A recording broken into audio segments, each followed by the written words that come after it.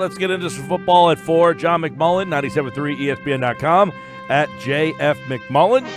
His mock draft version 1.0 is up right now at 97.3 ESPN.com. And the draft is quickly approaching. April 25th is the NFL draft, and the Eagles pick number 25. We'll have details on our draft party starting on Wednesday. You can enter at our draft party to be there live at Wonder Bar. Nice.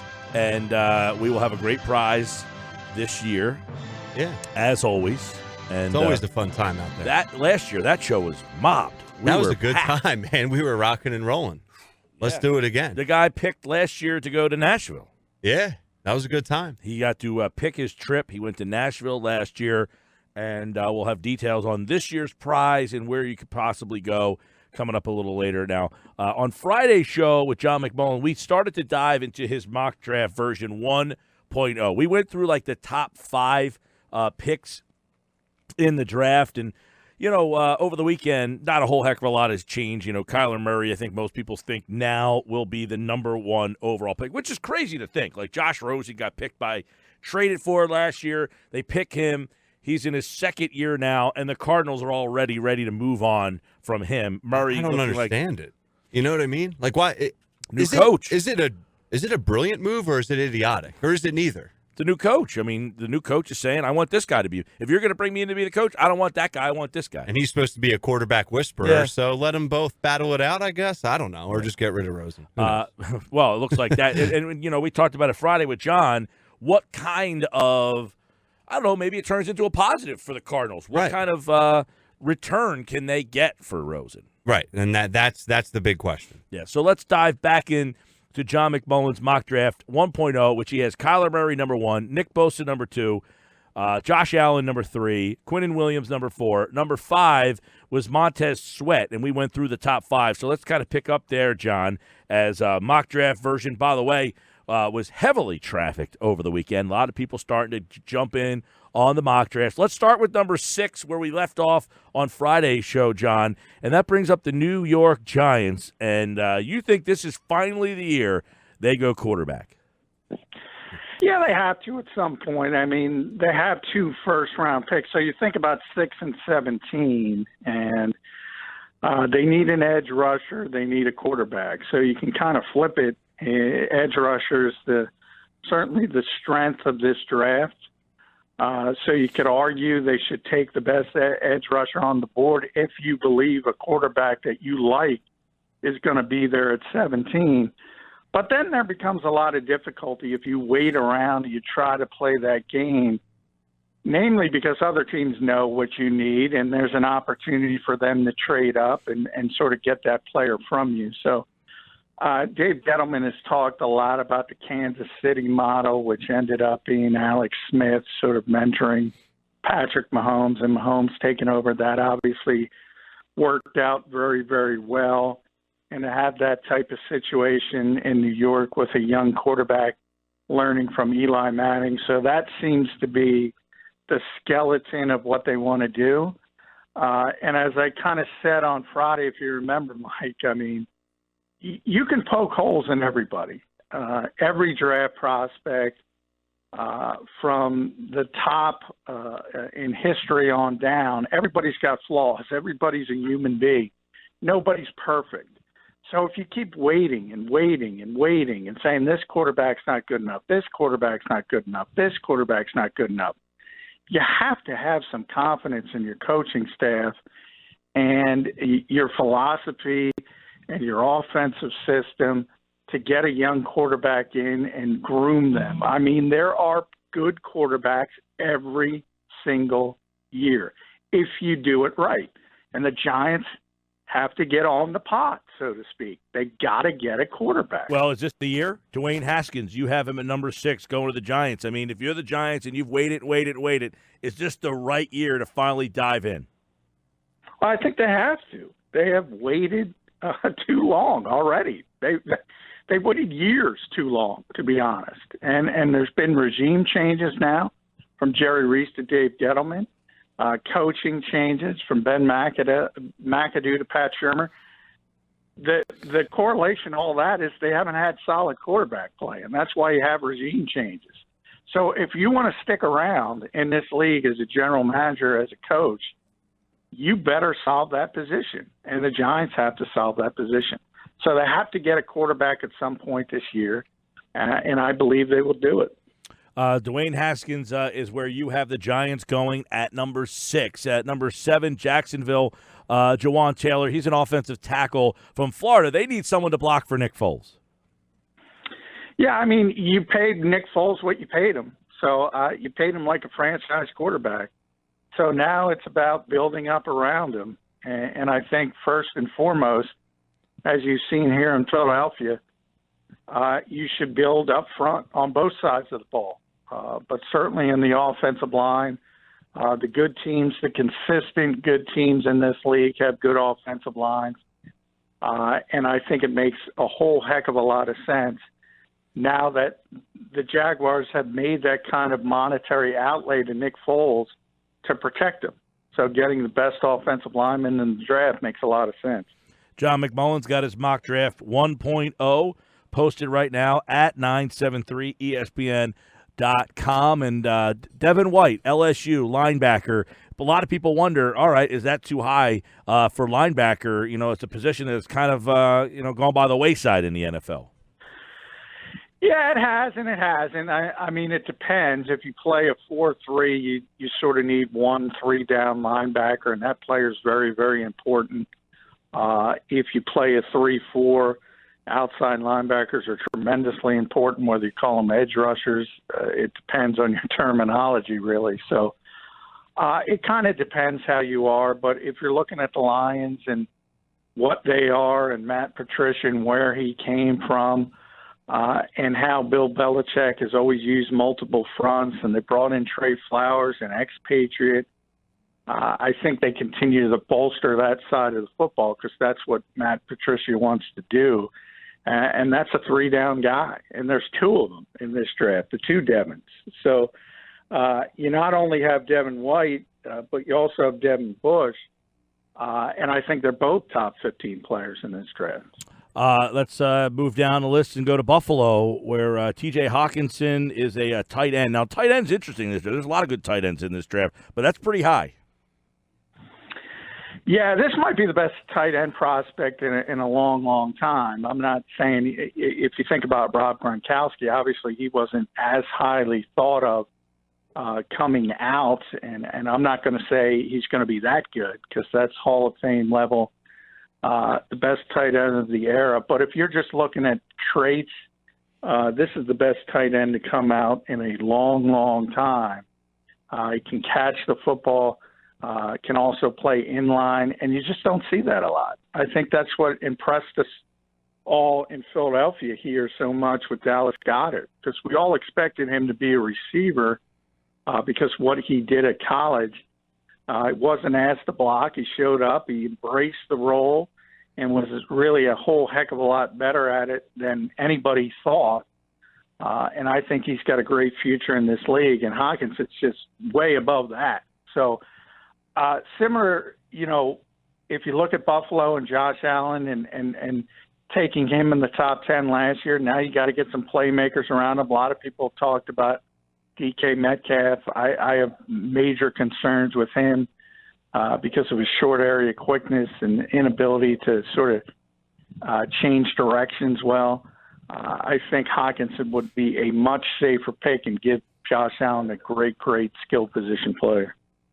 John, Denver, John Elway, he just loves the quarterback controversy. He can't get enough of them, and I feel like he changes quarterbacks like I change socks, which isn't that frequently, but what's going on with them? You have Drew Lock from Missouri going to Denver. What's that whole situation like? Well, understand Joe Flacco obviously is not a long-term solution. So the hope is he can be a bridge for a young quarterback, just as we talked about with the Kansas City method and what the Giants are thinking about doing. And Elway loves Drew Lock. So, he kind of knows ever since Peyton Manning has left, they've had a lot of difficulty. And whether it's striking out with Paxton Lynch and trying to put Band-Aids on with Trevor Siemian and Case Keenum and players like that hasn't worked out. So even though they have Joe Flacco, they know they need the long-term solution. And John has, I think, got a little bit of a chip on his shoulder now because people are questioning his ability to pick quarterbacks, which, considering what he was as a quarterback, is kind of an insult to him. At 11 is the Cincinnati Bengals. I mean, they've had some trouble up front. Definitely needs to be fixed. I'm sure, offensive line, like you said, always a priority. Defensive line, always a priority. You have offensive tackle Jonah Williams from Alabama going to Cincinnati. Talk about that potential move and why you think that's the direction they're going to go in. Well, new coach, offensive-minded guy, obviously, Zach Taylor, Press Taylor's brother, so coming from the Rams, and you see what the Rams do and all the play action. And it's interesting because the Rams left tackle's Andrew Whitworth, who for years was a great player in Cincinnati. They let him go because he was aging, but he continues to play well at an advanced age for an NFL player. And the Bengals haven't been able to replace him. And they've tried, and they've done high draft picks in the past. It hasn't worked out. But when you talk about a new regime, new coach, that kind of stuff is wiped out. And Taylor knows, just as I said, if you want to have a good offense in this league, a consistent offense, you better fix those offensive line issues. John McMullen's with us talking a little draft. His mock draft 1.0 is up right now, 2 weeks to the draft, 97.3 ESPN.com. You mentioned two Devons. Devon Bush from Michigan. A lot of people, if you watch college football, probably recall him. A very good linebacker. You have him going to Green Bay, which is really trying to rebuild their defense. Yeah, they are. It hasn't been good for a long time, and there was a lot of sort of controversy with that Bleacher Report story on Aaron Rodgers, Mike McCarthy, everything that went wrong.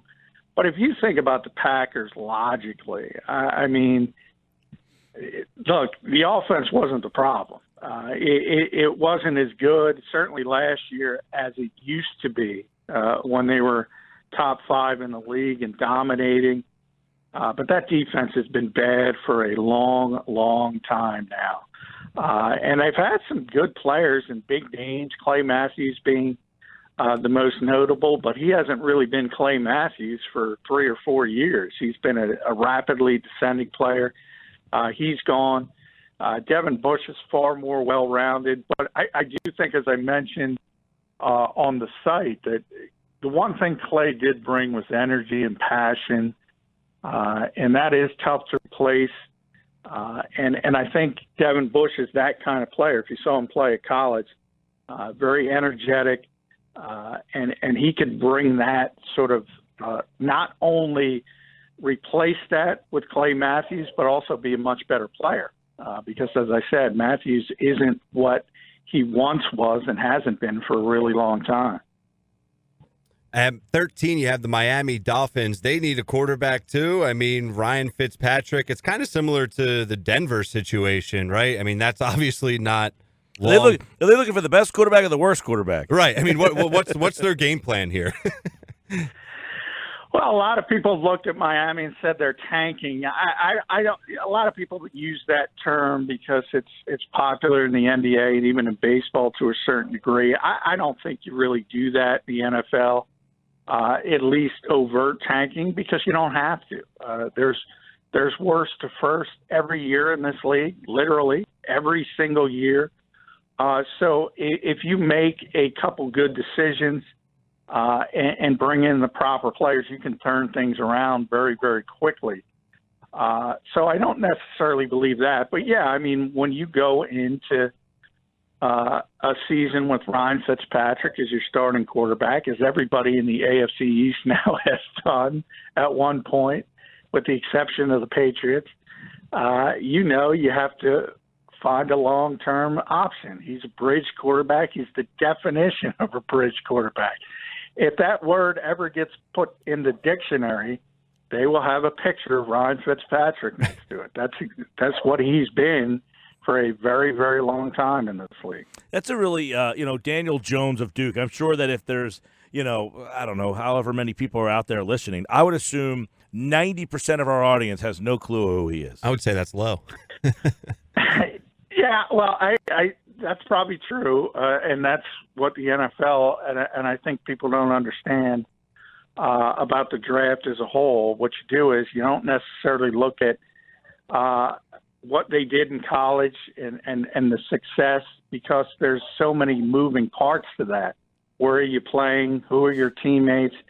So you look at traits, and he's got tremendous traits as you look for in a quarterback. And I mentioned the Giants before. A lot of people think the Giants would take him at 17 and take that edge rusher at 6. I don't think there's any way he's going to be there at 17. Somebody in this league, whether they have to trade up and take him, or whether it's going to be the Dolphins or the Washington Redskins who are down at 15, somebody's going to take Daniel Jones a whole heck of a lot quicker than most people think. Because NFL people, you see this cottage industry all around with these draft nicks and YouTube scouts, and they'll take shots at players. But NFL people, and I've talked to a number of scouts, they like this guy better than people realize. Yeah, going off that, I just have a side question for you real quick, John. At what point in the draft is there an opportunity for a quote-unquote steal? Like, is it the 10 to 15 range? I know it's very open-ended. It could be at any point. But if you're just looking for a steal, forget team needs or most talented, like what's the best spot to be in this first round? No, I think when you talk about steals, you start talking about later round picks. Agree. Probably down. Because if you're in the first round of the NFL draft, and there's plenty of busts, but guys don't generally bust because of their physical skills or because of those traits that we just talked about. It's generally off the field stuff. It could be, as we've seen, substance abuse. It could be things like that. Could be work ethic. Could be not a willingness to work at your craft. But as far as the guys in the first round of the draft, they're all really, really talented. And that's the way every single year. Now, there's always sort of cutoffs. In this draft, you're probably cutting off from the top-tier players, probably at 10 or 12, somewhere in that range, and it takes a little bit of a dip. And especially if quarterbacks, as they always do, get pushed up the board, that means you have a chance to get one of those players that gets pushed down a little bit. And that happens every year because of the value of the quarterback position. A guy like Daniel Jones, if he goes 13, he's not the 13th best player in this draft, pure football player, but the value of the position puts those players where they are. Right. This was supposed to be a down year for quarterbacks, and yet, so far, 3 of them have snuck into the first round of your mock draft, and we're only 15 picks in. Yeah, you hear that every year. It's almost funny about how bad. I remember people talking about the Carson Wentz year and saying how bad it was at the quarterback position. And if you remember the Cleveland Browns narrative when Sashi Brown was there, and Paul DePodesta and Carson would never be a top 20 quarterback in this league. You kind of hear it every year, and then guys get pushed up the board because it's just what I said, the value of the position. And there's always good quarterbacks, but it's a situation where they need to be in the right spots. Best example of that is Jared Goff. And look at him under Jeff Fisher. Look at him under Sean McVay. And a lot of people in Philadelphia will go all the way back to Donovan McNabb being taken here and all the bust in that draft. I got news for you. If some of those other quarterbacks got under Andy Reid, they would have been successful. And if Donovan went somewhere else, it would have been much, much more difficult for him. Yeah, probably. I do. Let's get into your next pick here, which is number 15 to Washington, and then we'll pick up the second half of this draft on tomorrow's show. John McMullen's mock draft 1.0 listed right now at 97.3ESPN.com. Washington 15, DK Metcalf, a very, I won't say controversial, but intriguing pick. A lot of people on both sides of the fence with this guy. He is a workout guy who has speed galore, but some people aren't sure whether he can play at all. Yeah, I mean, he's a straight line very player, Washington-esque, right? Yeah. I mean, he can run by everybody. He's stronger than everybody. You're not going to be able to play press coverage on him. But he can't. I talked about that short area quickness. He's not a good route runner. He's never going to be a good route runner. So you have to use him correctly. And he could be one of the great deep threats ever. Think about Randy Moss, but he's not Randy Moss with the ability to run the intermediate stuff. So he's never going to be that type of player. He's got a chance to be one of the best deep threats ever, depending on how he develops and improves tracking the football. But, yeah, he's a boomer bust guy. I'd be scared to death of him. I would not go near him just because you have to build your system to what he does well, and you'd rather have a more well-rounded player that can do a bunch of different things. At least I would. John McMullen, 97.3 ESPN.com. His mock draft is up at 97.3 ESPN.com. Check out the back half. We will go down the back half starting at 16 tomorrow, where the Giants have another pick. The Eagles obviously pick at number 25. There is no Dallas first-round pick. They gave that up in the Amari Cooper deal, but some very intriguing names. And Josh Jacobs came in for a workout with the Eagles. There was also, who else came in for a workout with the Eagles that I heard today? John, did you? Was there a safety that came in? The kid from Florida, they went to look at him. The wide receiver, Harry from Arizona State, is coming in later this week. So they're getting close to their limit on the top 30 visits. I'll have all those visits posted on the site. I had it last week. I'll have the updated list this week. And you can see what the Eagles are interested in. Offensive line, defensive line. Yep. And by the way, Josh Jacobs visited the Eagles this week. Devontae Bosby, the former Eagle and AAF player, he has signed with the Denver Broncos. And the Eagles are going to work out AAF quarterback Luis Perez as a backup quarterback. So there is some of the news around the Eagles this week. And, of course, a lot of it centered around getting ready for the draft. He's John McMullen at JF McMullen on Twitter. And check out his mock draft 1.0 right now at 97.3 ESPN.com. Thank you, John. All right. Thanks, guys.